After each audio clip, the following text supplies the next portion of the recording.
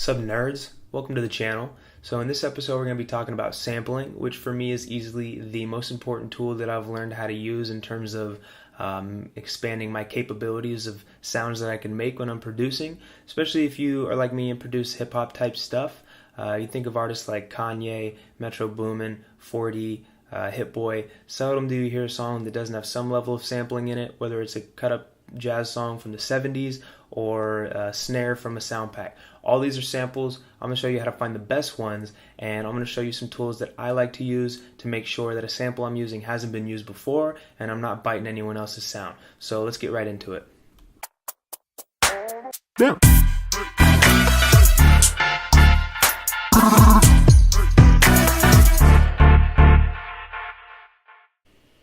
Alright guys, so there are a lot of places that I like to look for samples. Let's start with the most obvious one, YouTube. You're already on here, you already understand the importance of it, the capabilities. So for me, when I like to look for samples on YouTube, you could go the route that everybody goes and just look up, good samples or 70s jazz music. I used to do that, and I would find samples, but then I would find out later that everybody else used those samples. So what's the point of using one if you're one of 1,000? The whole point of sampling is to try and find a unique creative sound, or at least that's my opinion of what I think, or how I like to use samples. So this is a channel that I like and I subscribe to just because they post cool oldies type sounds that are just typically fun to sample. And as you can see, the brilliance of YouTube is there's just an absolute rabbit hole of different channels that you can go to and check out, and they all have different sounds. They all have sounds from different eras. So you can just check here. This is one.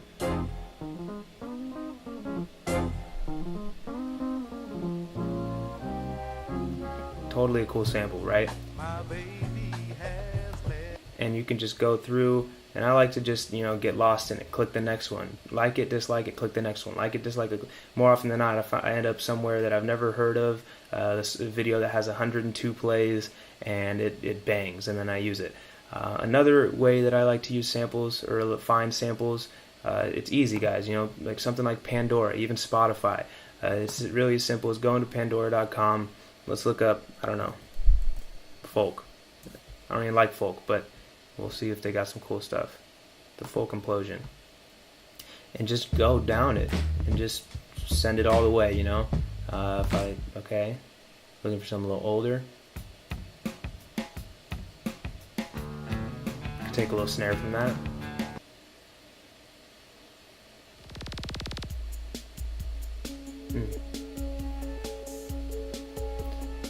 See, so all these can be used. It's just a question of how you want to flip it, if it's your sound or not, if you can make it your sound. For me, it's easy to just grab something from either of these and go either YouTube to MP3 and convert it that way, or get the MP3 skull of a song. To do that, all you have to do is Google, for example, Back to the Sunrise MP3 skull, and it gives you the highest resolution, highest quality of that sound if it's available, just to make sure that you have the best quality when you're producing with it.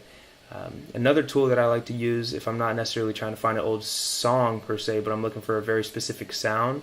For example, sometimes I struggle finding the right hi-hat for a song, or I'm tired of just a typical 808 or something like that, and I want to switch it up, find a new kick. If you guys haven't heard of Splice yet, you should know about Splice. So Splice is a producer's miracle, because you can really just look up specifics about what you're looking for, and they have different sets for it. So look I'm in the presets, and I can go to, for example, let's find some drums. What do we want? We want kick. Yeah, let's find some 808 kicks. And you can go through and just go through different.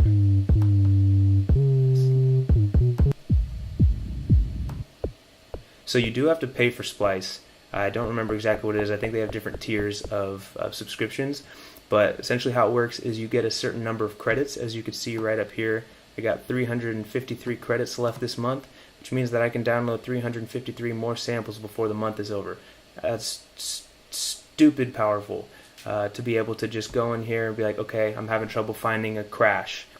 Let's look up some specific types of crashes, and then you just download them, import them into the song, you're done. But Another tool that I like to use in terms of finding a sample that is a song and making sure that it is a unique, sample. Because sometimes you might find a sample and be like, this is sick, this is perfect. And then a week later, you somehow hear it in a Kanye West song or something like that. And you're just like, okay, well, that kind of bums me out. Now I have that to compete with. So a tool that I like to use is Who Sampled. So it's pretty much in the name of it. You can put in any song, any artist, and look it up, and this will determine who sampled it if it's been sampled, and they'll show you it and where in the song. So for example, let's go back to this. Let's go to this one. Let's go ahead and just copy the name of it. Come on. Let's check it out.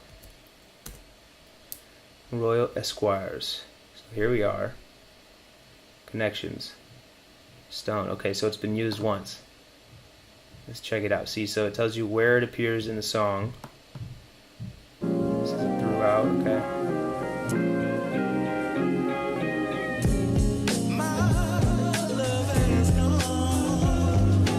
So this is a crazy powerful tool, guys, because part of the challenge is finding the sample. The other part is making sure that you're not using an oversaturated sample. Because at least for me, when I like to sample, I like to find something that enhances my sound, not necessarily puts it right up next to somebody else's sound and compares and contrasts the two. I want my sound to be indistinguishable from anybody else's, so why would I be using the same elements that somebody else is? For me, that doesn't make sense. That's why I always go through the extra effort of making sure sample that I'm using has not been used either by somebody wildly popular. At least if it is being used, I want to check to see if I can make something better, because if I can make a better song with that sample, then there's a hole in the market there, so I'm going to do it. So guys, these are a few tools that I like to do with when I'm finding samples. Obviously there are a lot of other ones. I'm interested to hear how you guys find samples, so go ahead and let me know in the comment section below how you guys find your best samples. And if you like this video and if you want to see more like this, smack that like button, hit it with the subscribe, leave me a comment, let me know what you'd like me to do a video about next, and I'll get right to it. So I'll see you guys in the next video.